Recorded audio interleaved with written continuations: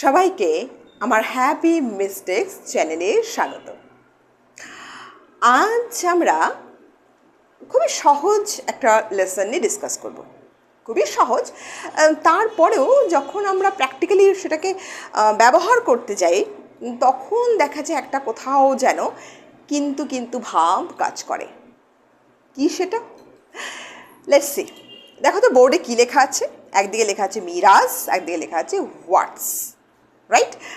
কি মনে হয় একই অর্থ বহন করছে, একই জিনিস?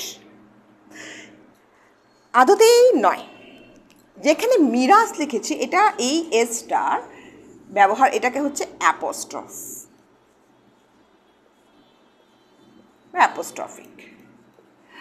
আর এই যে ব্যবহার এটাকে বলা হয় কন্ট্রাকশন। কি অর্থ? ভীষণ সহজ অর্থ। অ্যাপোস্ট্রফ বলতে বোঝায় কোনো কিছুর ওপরে পজেশন বা অধিকার। পজেশন, অধিকার বোঝায়। ফাইন। কন্ট্রাকশন হচ্ছে দুটো শব্দের ছোট রূপ। দুটো শব্দের ছোট রূপ লিখে নাও, দুটো শব্দের ছোট রূপ। যেরকম আমরা দেখো এই শব্দগুলো লিখি না। ধরো তুমি লিখেছো ডু নট, এটাকে শর্ট করে কি লেখা যায়? ডোন্ট। তুমি লিখেছো আই হ্যাভ, লিখে কি করা যায়? আইভ। এই যে লিখি আমরা ক্যান নট, আমরা কি লিখি শর্ট করে? কান্ট। ঠিক? এখানে কোনো অধিকারের গল্প নেই, এখানে কেবল এই দুটো শব্দকে শর্ট করে লিখছি, দুটো শব্দকে শর্ট করে লেখা হচ্ছে। That is contraction. শব্দটা মনে রাখবে, মুখে উচ্চারণ করবে, তবে গিয়ে ভালো মনে থাকবে। শুধু চোখে দেখলে হবে না, ইউ হ্যাভ টু প্রোনাউন্স ইট।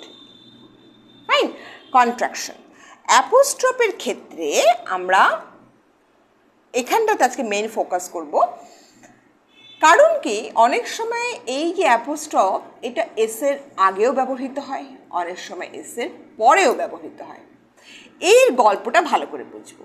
আমরা আসলে দুটো জিনিসকে আগে প্রথমে পাশাপাশি রাখলাম, একসঙ্গে বুঝে নিলাম যে অ্যাপোস্ট্রফ কি আর কন্ট্রাকশন কি। দুটো একেবারেই এক জিনিস নয়, দেখতে মনে হতে পারে কিন্তু একেবারেই নয়। প্রথমত ওদের ব্যবহারও আলাদা। আরেকটা জিনিস খেয়াল করবে, অ্যাপোস্ট্রফ কিন্তু সবসময় নাউনের সাথে ব্যবহৃত হয়, নাউনের সাথে, প্রোনাউনের সাথে নয়। এখানে দেখো ভার্বের সাথে ব্যবহার করেছি আমরা, দেখো মানে ভার্ব না, দেখো যে WH ওয়ার্ডের সাথে ব্যবহার করেছি। আবার এখানে দেখো এসের কোনো ব্যবহারই নেই। সবসময় কি এস ব্যবহৃত হয়? হয় না, রাইট? বা ধরো তুমি অনেক সময় দেখতে পাবে এই যে এই, এটা কি? It is. ইটটা তো প্রোনাউন, নাউন তো নয়।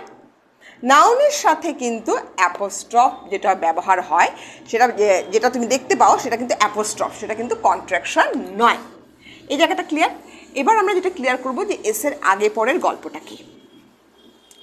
দেখো, যদি তুমি দেখতে পাও যে একটা সিঙ্গুলার নাউন, নাউনের সঙ্গে কিন্তু সব বলেই দিলাম আমি, তখন এসের ঠিক আগে ব্যবহৃত হয় অ্যাপোস্ট্রফ। কিরকম? ধরো তুমি বলতে চাইছো মিলিস পেন, হলো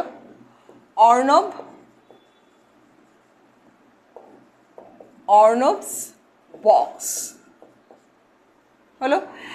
সব দেখো সিঙ্গুলার নাউন। আর কি বলেছিলাম? অ্যাপোস্ট্রফ মানে অধিকার। এই পেনটা মিলির, বাক্সটা অর্ণবের, ওই জিনিসগুলোর উপর এই ব্যক্তির অধিকার, পজেশন আছে। ক্লিয়ার? দুটো জিনিস মিলে গেল, অধিকার বোঝাবে এবং সিঙ্গুলার নাউনের পর ব্যবহৃত হবে। এটা হলো number 1। Number 2, plural noun ending with S যদি হয় তাহলে তুমি এই বসাবে।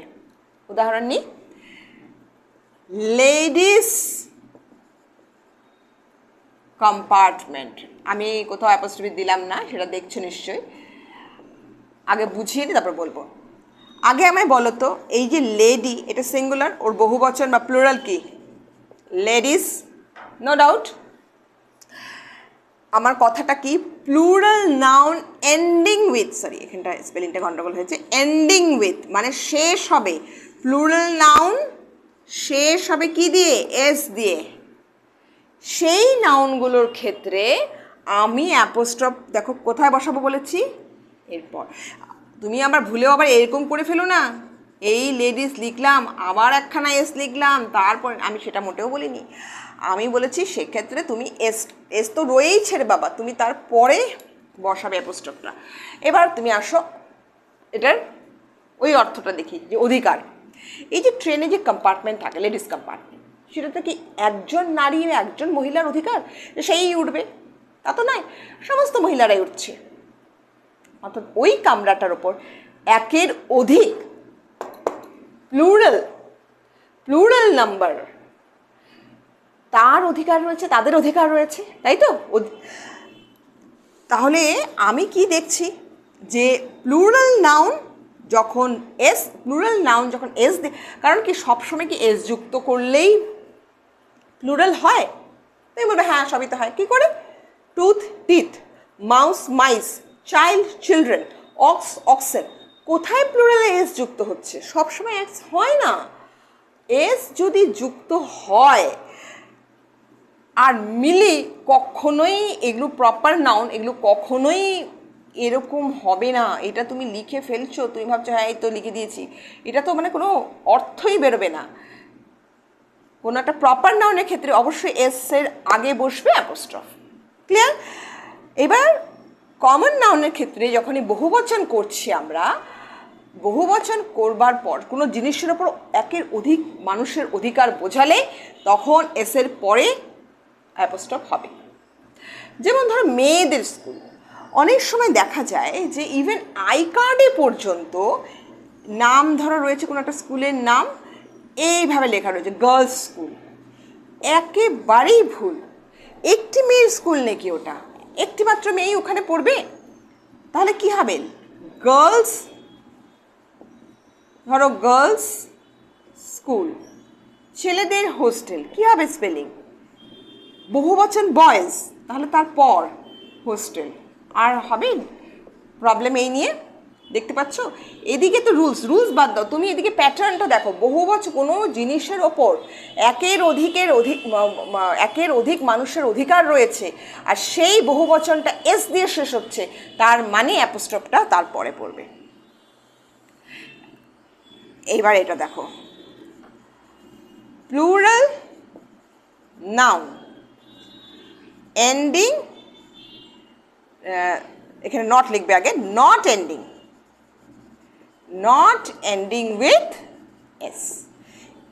ওই যে একটু আগে উদাহরণ দিয়েছিলাম, টু চাইল্ড চিলড্রেন, যেগুলো সব তো এস দিয়ে শেষ হয় না, তখন তুমি অবশ্যই আবারও এসের আগে আনবে। মানে এই যে একই, যেরকম ধরো তুমি বলছো চিলড্রেন্স পার্ক, বাচ্চাদের পার্ক, তাহলে তোমার বানানটা কি, বহুবচনটা কি? চিলড্রেন্স তো নয়, চাইল্ডসও নয়, চিলড্রেন, অনলি চিলড্রেন বলেই একের অধিক বাচ্চাকে বোঝায়।